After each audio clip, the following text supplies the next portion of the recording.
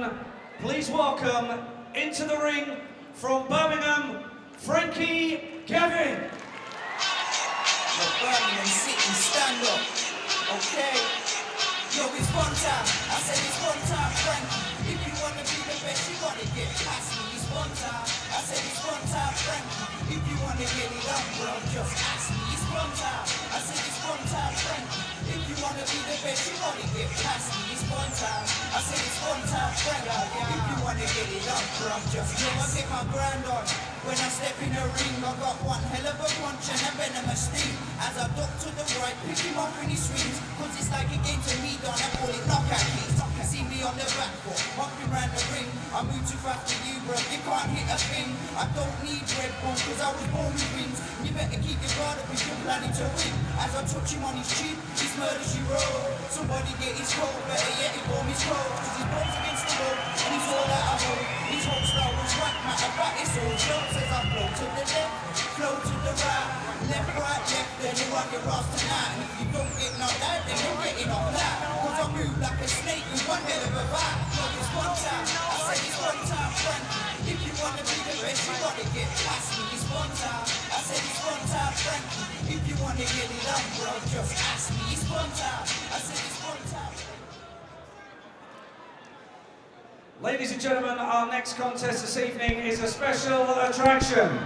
Frank Warren proudly presents the 6 3-minute rounds of international contest in the light welterweight division. Firstly, in the red corner, wearing the black shorts, weighing in 10 stone, 2 pounds, 8 ounces, with a record of 14 wins from 29 contests. Presenting and introducing from Bermondsey, London, Peter Mcdonagh.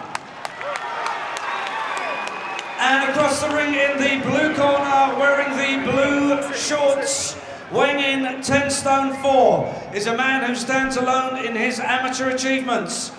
Ladies and gentlemen, please welcome from Birmingham, currently undefeated in 5 professional contests, all ending inside the distance, the former 2-time ABA champion and former world amateur champion, Fun Time, Frankie Gavin.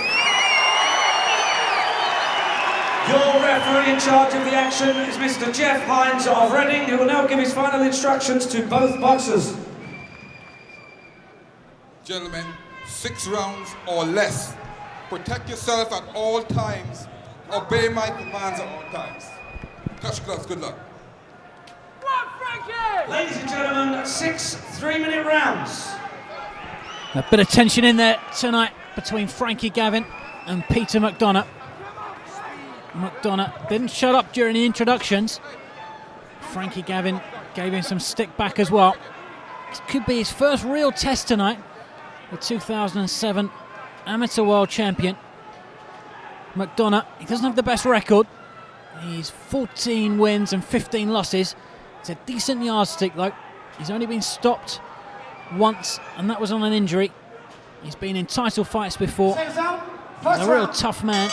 He usually gives as good as he gets. It'll be interesting to see how Frankie Gavin copes this evening.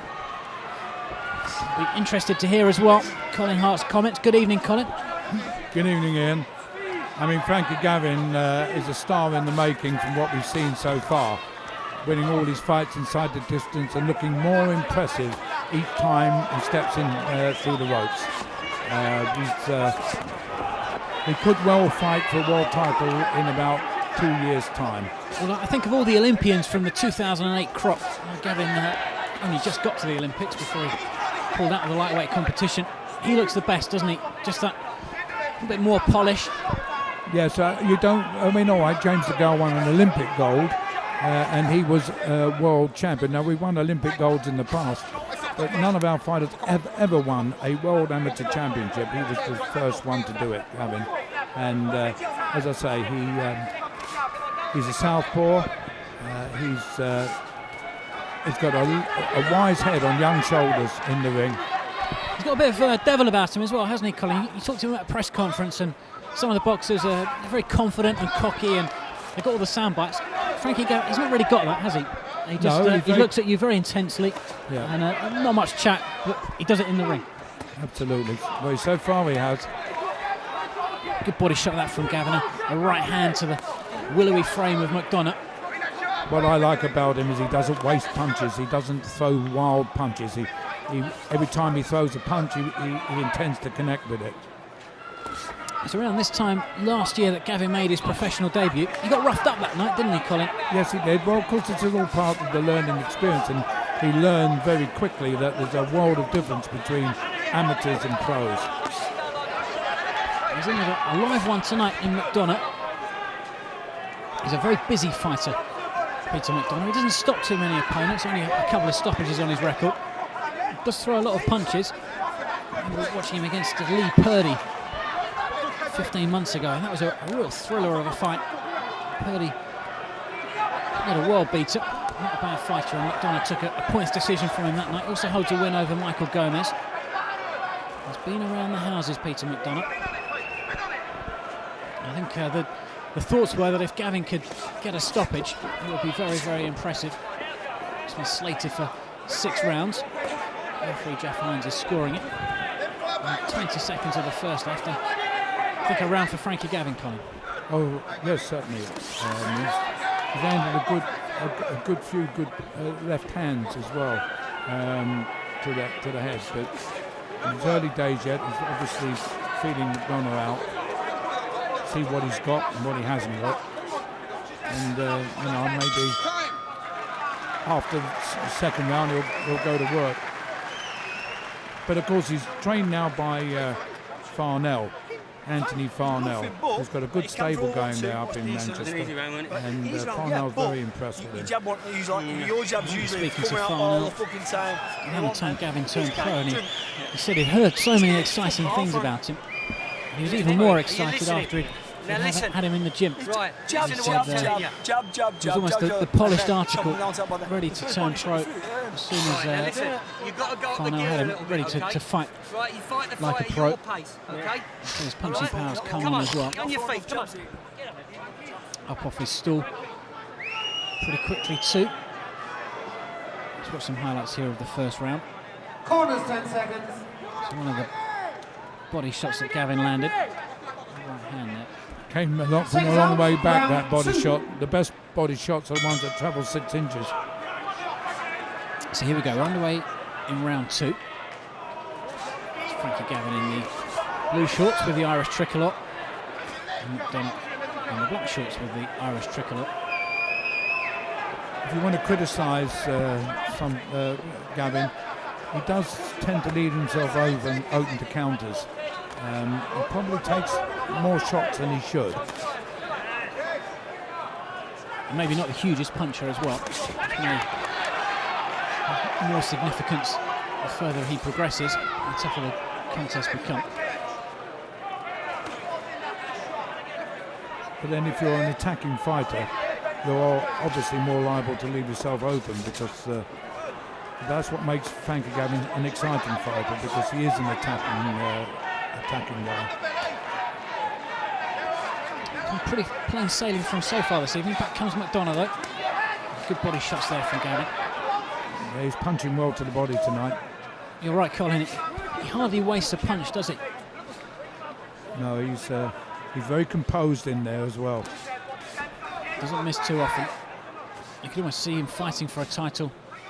Within a couple of fights, I think this is his 6th professional fight this evening. Certainly a title, some title before the end of the year, maybe. I would have thought so. And, 6 fights. But then, of course, he had this very long, brilliant amateur career, and that's worth probably 15, 20 pro fights, Well, I'm just thinking to maybe Costa Tszyu. Costa Tszyu was a bit older, wasn't he, when he turned professional? But I think he was fighting for a title within 7 or 8 fights. When you do have that long amateur career, you don't need that many learning fights. And I think we've seen that in the way that Gavin has been progressed. Well, it's not only a long amateur career, it's fighting world-class amateurs. That's the difference. The long career is one thing, but when you're fighting at the highest level, it's like fighting, you're fighting Cubans and Russians, it's like fighting pros, isn't it? More good work here from Gavin. It's just a punch or two quicker than Mcdonagh. Good left hand as well. Yeah, which means really that he's a thought or two quicker. Absolutely. Than McDonagh. He's a move ahead, isn't he? If Yeah. we were playing chess, he'd be just thinking much further on. You can see him almost thinking in there, can't you, Colin? It's a good body shot. McDonagh felt that one. Backed up into the ropes, and one or two of these body shots are beginning to get through.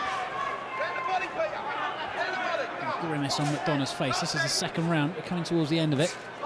I may also suggest Ian, that when he gets out to 6 rounders and starts boxing 8 rounds, 10 rounds, he'll be even better, because obviously he's anxious to maybe stop McDonagh before the end of the 6th round, which makes him perhaps rush things a little more than he really should. Well, he looks that kind of fighter, doesn't he, Colin? It's not a massive one-punch knockout guy. No. He's going to wear you down. Accumulation. And as you get into the later round, second half of fights, he's going to come into his own. He looks to have the fitness there as well, doesn't he? Well, there's nothing wrong with his fitness. I mean, that Farnell gym, there's a lot of competition amongst the guys in the gym. And, you've got people like Tony Bellew in there, who's a fitness fanatic. And the competition is, and the camaraderie all helps in the development of a fighter. There's some good boxers in the Farnell stable. As Colin mentioned, Tony Bellew, Stephen Bell as well, Ronnie Heffron. So a burgeoning stable up in Manchester. Underway here in round 3. The mouse developing under Frankie Gavin's right eye. And heavily Vaseline as he comes out for the start of the third. And begins to go to work on McDonagh. Some of the right hand on the retreat. Frankie Gavin comes forward. McDonagh's throwing a few punches, but I don't think one's landed yet in this round. Gavin takes control. Good variety of punches as well, hasn't he, Colin? Goes to the head and body well. Good shot. Yeah, he landed a terrific left to the chin, and McDonagh took that well, actually. It stunned him for a second. Was another good shot as well there from Gavin. A left hook come uppercut. With a straight left as well. Left uppercut. McDonagh's beginning to take a bit of punishment here. And boxing with his hands down, feeling really confident. Doubles the jab, body shot with the left hand, is blocked by McDonagh's elbows. I think now a right hand to the body round the corner does get home. McDonagh fights off the ropes.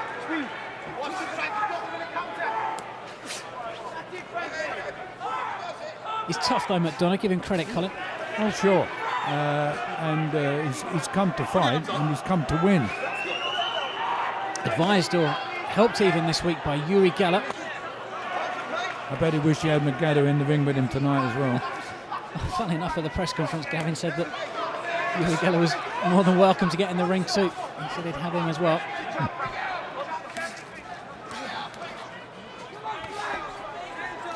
A few boxers have worked with hypnotists in the past, most famously, I suppose, Steve Collins. Absolutely, the one in Ireland when it spooked Chris Eubank. It really did spook Chris Eubank, didn't it?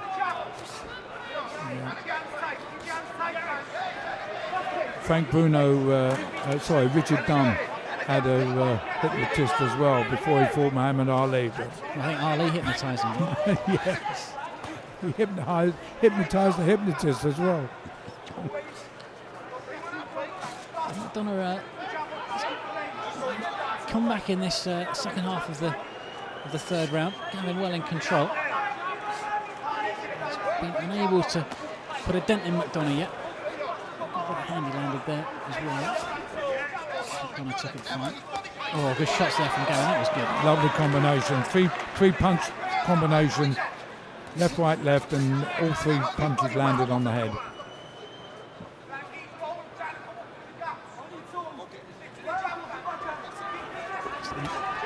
Entering the final seconds of this third round.